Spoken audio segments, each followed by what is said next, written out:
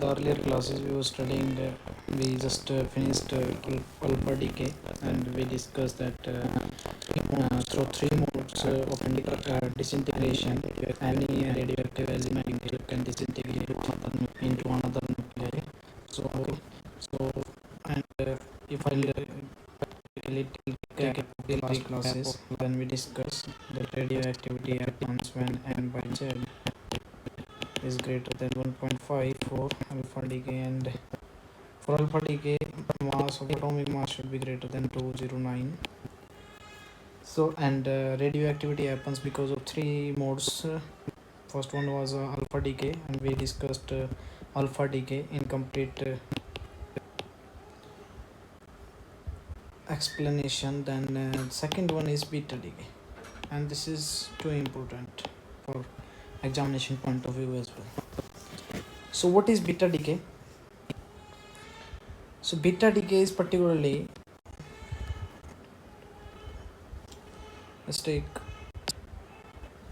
now beta decay. There are three kind of beta decay. First one is beta negative decay. Second one is beta positive decay, and third one is electron capture. Okay.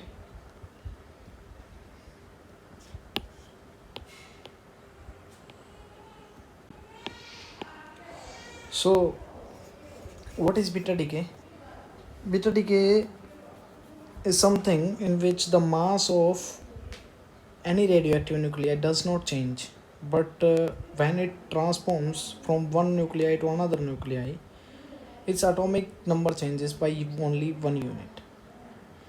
Suppose you have an initially a parent nuclei X, and the atomic number of this is Z, and the mass number of this is A. Right, now this nucleus gets under beta decay transformation. Then there are three possibilities for the beta decay. Then this gets converted actually by corpuscular arrangement, or by the corpuscular disintegration. We can have disintegration of the parent nuclei to the daughter nuclei by changing its mass, and or it's get transformed into a different nuclei. Either its mass changes or not, it depends on what kind of transformation it is undergoing. Like for alpha decay, the mass changes, atomic mass changes by 4 unit, and atomic number changes by 2 unit. But in beta decay, the mass remains same, atomic mass remains same. Only which gets converted is atomic number, means proton may get converted into neutron, and neutron may get converted into proton. Okay, so either its mass number increases or decreases. Now it depends on what type of beta decay we are having, for increment of the atomic number or a decrement of the atomic number. Now with respect to an electron, positron, and an electron, with respect to some antineutrino and neutrino. Okay, so for neutron, if neutron gets converted into proton, then mass number atomic number is increasing, because we are having Z is the number of protons inside the nucleus, and if Z is increasing, then simply we can say that proton number is increasing. If neutron is getting converted into proton, then proton number is increasing. If you have more number of that implies what, that this if we conserve the charge as well, then initially the charge was 0. Now that you have 1 unit of charge, then to conserve the charge, you need to take electron as an emitted particle, okay, with respect to antineutrino. Okay, so there will be an emission of, if it's the atomic number increases, then there is an emission of electron. Okay, now if you do conserve the charge, then there is initially 0 charge, then there is 1 proton, 1 electron, and antineutrino. Okay, The charge neutrino or antineutrino are the chargeless massless particles. They have half integer of spin. Okay, now this transition is beta negative decay because electron is coming out, then this is beta negative decay, negative charge is coming out.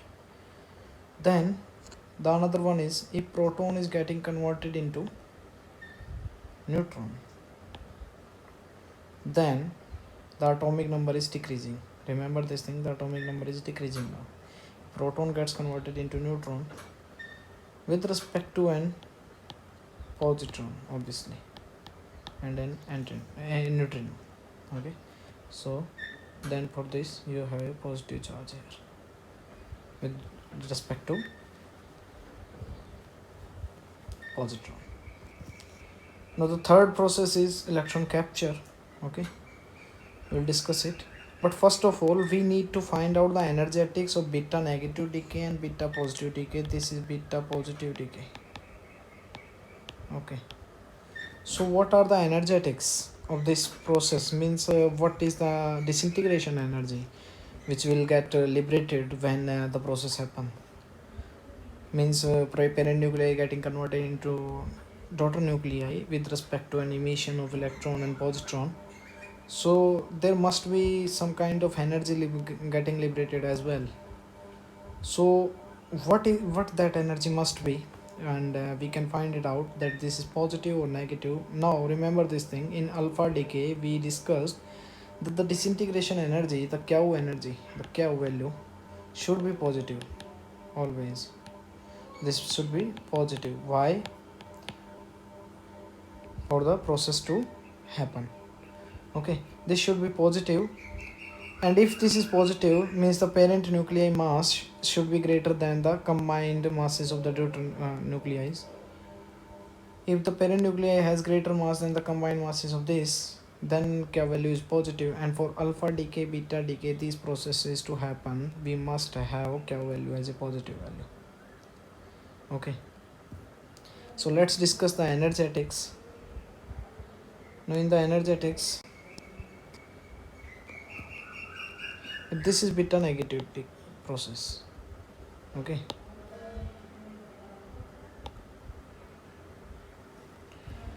now in beta negative I am not accounting the factor of neutrino and antineutrino here right now. We will focus that okay.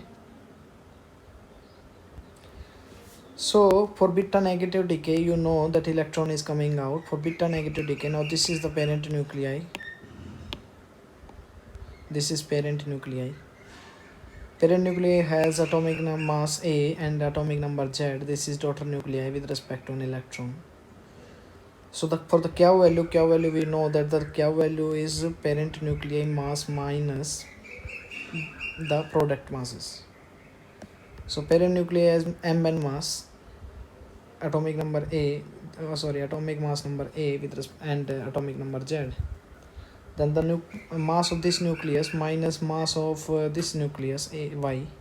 Now Y has A atomic mass number and Z plus 1 number of protons, right, with respect to mass of electron. So this is parent nuclei mass minus daughter nuclei masses. Okay, so this is del m, actually del m c square is the K value.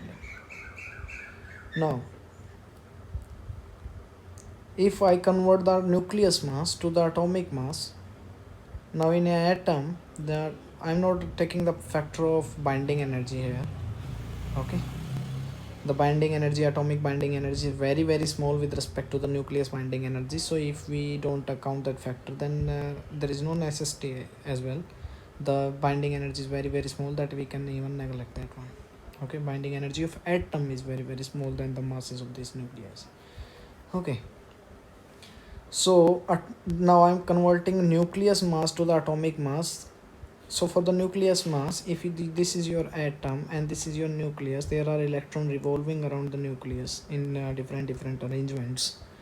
So if this is your nucleus, then for nucleus mass, Mn should be equal to total mass of atom minus all the electron revolving around the nucleus. And what is the mass of those nuclei, and how many number of electrons are revolving? Z number of electrons are revolving for a atom which has Z number of protons. Z number of electrons are revolving with, and mass of every electron is me. So put this value over here, then this is mass of atom minus Z me. Similarly, mass of this daughter nuclei having Z plus 1 proton plus, now if there are Z plus 1 proton, then there must be Z plus 1 electron as well in the atom, because the total nucleus charge should be, total atom charge should be neutral. Okay, nucleus charge is positive, but the atomic charge should be neutral. So there are Z plus 1 electrons are revolving now in the new nucleus with the, and this mass of this electron, c square.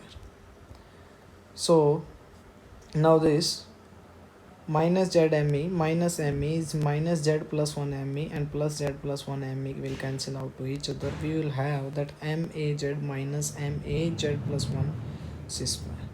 So now Q value should be positive. Then the energetic says that the beta negative decay will only happen if the mass of the parent nuclei has greater value than the mass of the daughter atom. Okay, now the mass of the parent atom has greater value than the mass of daughter atom. Okay, so this is the energetics of beta negative decay. Similarly, you can study the beta positive decay energetics, which says in the beta positive decay, and positron comes out. Okay, so for beta positive, the nucleus mass minus this, the mass of this. Now for mass of this, you need to put how many number of protons are there. Now there are Z minus 1 proton are there, and n plus 1 neutrons are there, because a proton is getting converted to the neutron. Now for this process, we can write that proton is getting converted into neutron with an emission of positron. Okay, minus me.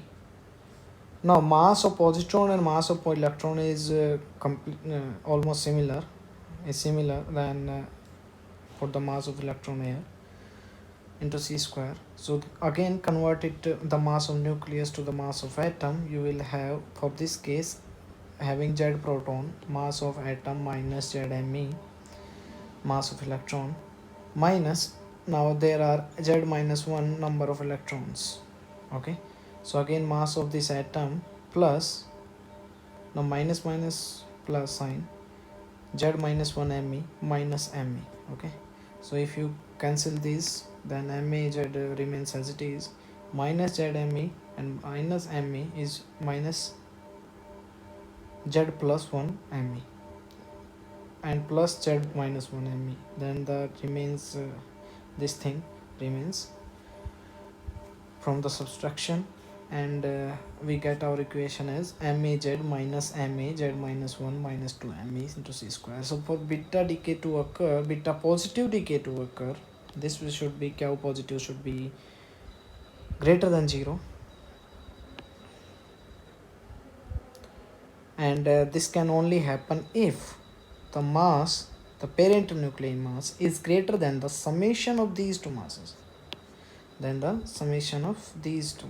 mass of the daughter nuclei plus 2, the 2 unit of electronic mass. Okay, so